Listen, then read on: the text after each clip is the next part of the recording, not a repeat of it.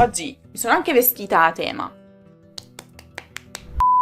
Ciao a tutti e bentornati su Lernamo. Negli ultimi mesi sta spopolando, soprattutto all'estero, una serie TV italiana su Netflix, Il Gattopardo. Ma pochi sanno che in realtà è tratta da un libro, da un romanzo, uno dei capolavori della letteratura italiana, Il Gattopardo, di Giuseppe Tomasi Lampedusa. Ebbene, in questo video vi parlerò di questo romanzo, ma prenderemo due piccioni con una fava. E mentre vi racconterò del romanzo, vi insegnerò anche come realizzare, come scrivere una recensione di un libro in italiano.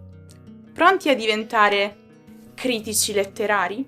Il primo punto essenziale, la prima cosa che si deve assolutamente fare per scrivere una buona recensione è iniziare con le informazioni di base.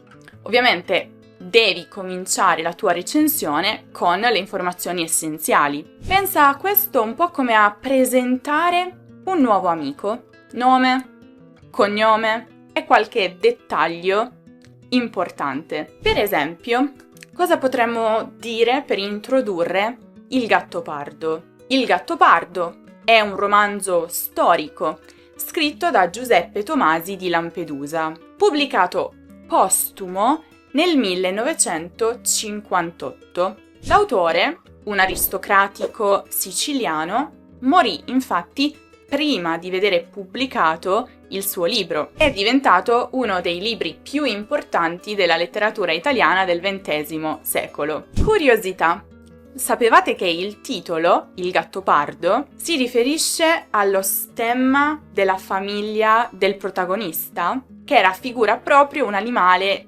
simile ad un leopardo, il gattopardo. Secondo punto fondamentale: racconta brevemente la trama, senza spoiler. Mi piace paragonare il riassumere la trama di un libro o di un film al raccontare una barzelletta. Devi dire abbastanza per incuriosire, ma non troppo da rovinare il finale. Cosa possiamo dire sulla trama de Il Gattopardo? Il romanzo è ambientato in Sicilia durante il periodo del Risorgimento, quindi 1860-1861. E il protagonista è un aristocratico siciliano, il principe Don Fabrizio Salina, che assiste al declino della nobiltà siciliana, mentre una nuova classe sociale, la borghesia,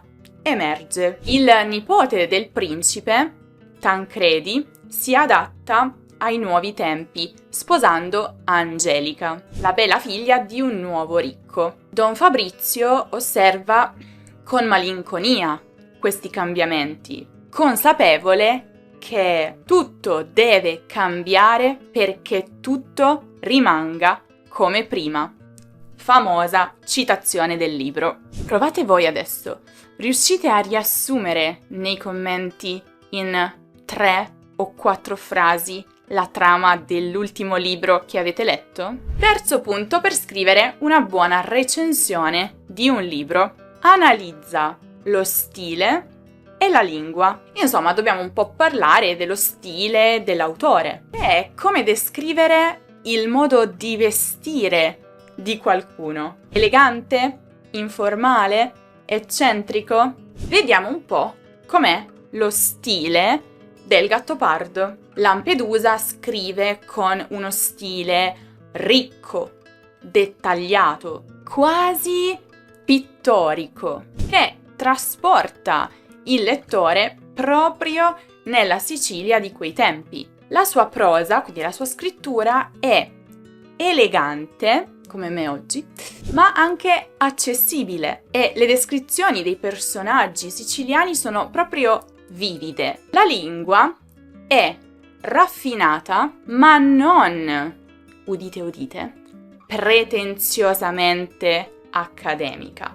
Cioè, per quanto lui utilizzi termini eleganti, ricercati, comunque non sembra che lui si sforzi nel farlo, cioè non vuole apparire elegante, lo fa in maniera molto molto naturale, il che ci piace. In più, l'aggiunta di alcuni termini siciliani dà più autenticità al racconto. E voi che tipo di stile preferite quando leggete? Uno stile più semplice e diretto o uno più ricco, elaborato, descrittivo?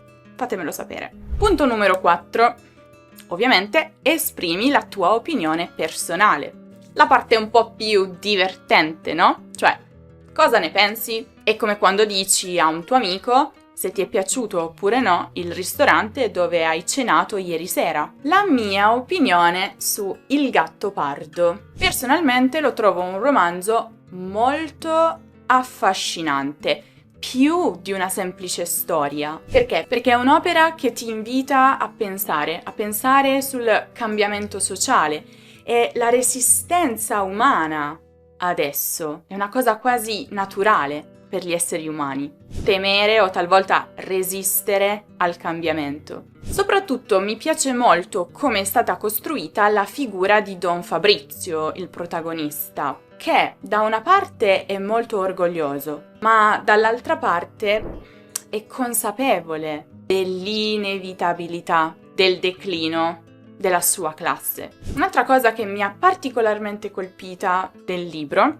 è come Lampedusa sia riuscito a rendere universale una storia prettamente siciliana e italiana. Stiamo parlando del Risorgimento, un periodo chiave della storia italiana. Unità d'Italia, vi suona familiare? A proposito, se non vi suona familiare o se volete rinfrescarla un po', potete guardare il video che ho realizzato proprio sull'Unità d'Italia e la storia che vi si nasconde dietro e che trovate come sempre qui in alto nella card o giù in descrizione. Ma torniamo alla mia opinione sul Gattopardo e il punto è che, appunto, come vi dicevo, lui è riuscito a rendere universale una storia che è molto molto legata all'Italia e alla Sicilia. Ah, no! Non guardate me, io non amo leggere i libri. Io sto leggendo questo perché è molto divertente, utile, interessante. Le descrizioni sono molto chiare, semplici. Gli esempi sono veramente divertenti. Però io di solito non leggo i libri. Punto numero 5. Identifica i temi principali. Ogni buon libro ha dei temi importanti. È come trovare gli ingredienti in un piatto delizioso.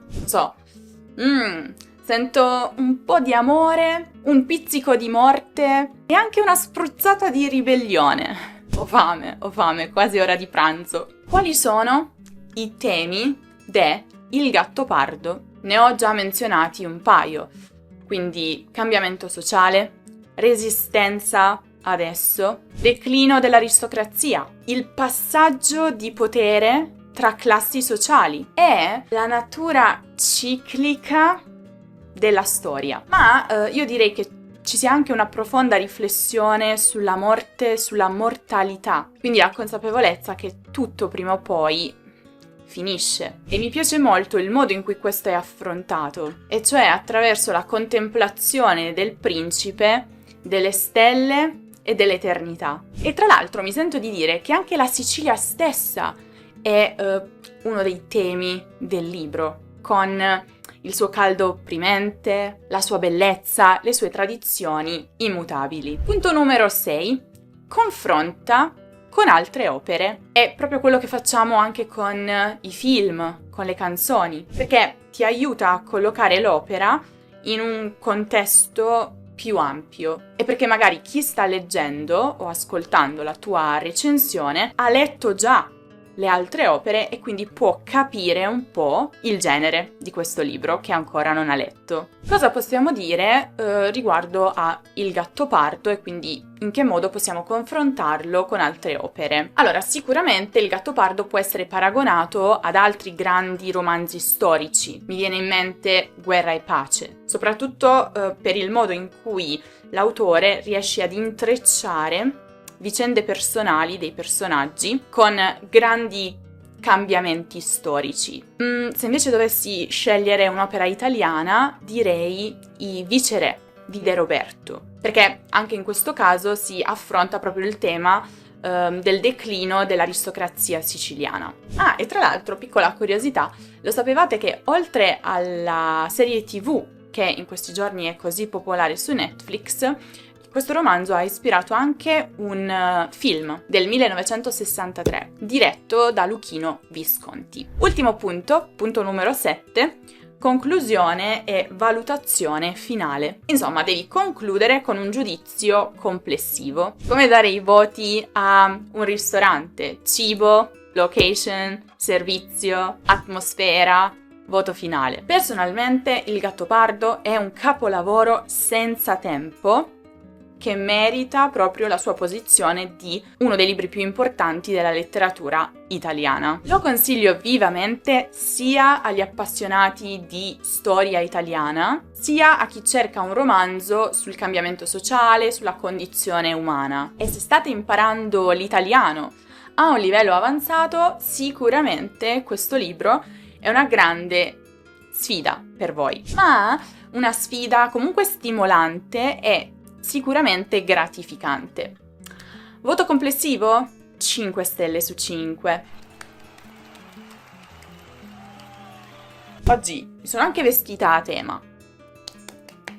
E adesso, ovviamente, ho un esercizio per voi. Mi aspetto nei commenti tante recensioni sui vostri libri preferiti, che non devono essere ovviamente solo libri italiani, in generale, libri nella vostra lingua, in una lingua straniera. Aspetto molte recensioni, che non devono essere troppo lunghe, anche una frase per ogni punto, però sono molto curiosa, anche perché ho appena finito di leggere un libro, quindi ne sto cercando un altro. Ho bisogno di consigli, suggerimenti. Se invece state imparando l'italiano come lingua straniera o una qualsiasi altra lingua straniera e temete di perderla, quindi se volete sapere cosa fare ogni giorno per fare pratica e mantenere la vostra lingua straniera, potete guardare il video in cui vi racconto i miei trucchetti e lo trovate come sempre qui in alto nella card o giù in descrizione. Ricordate a proposito di recensioni, non esiste la recensione perfetta, solo quella sincera, siate sempre sinceri,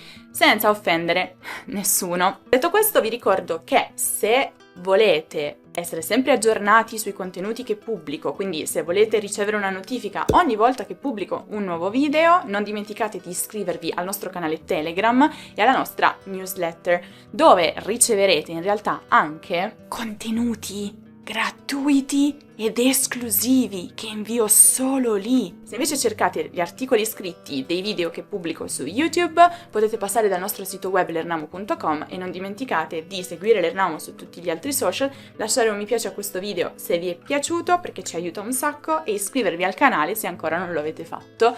Con questo è tutto. Io vi saluto, ma vi aspetto prestissimo in un nuovo video.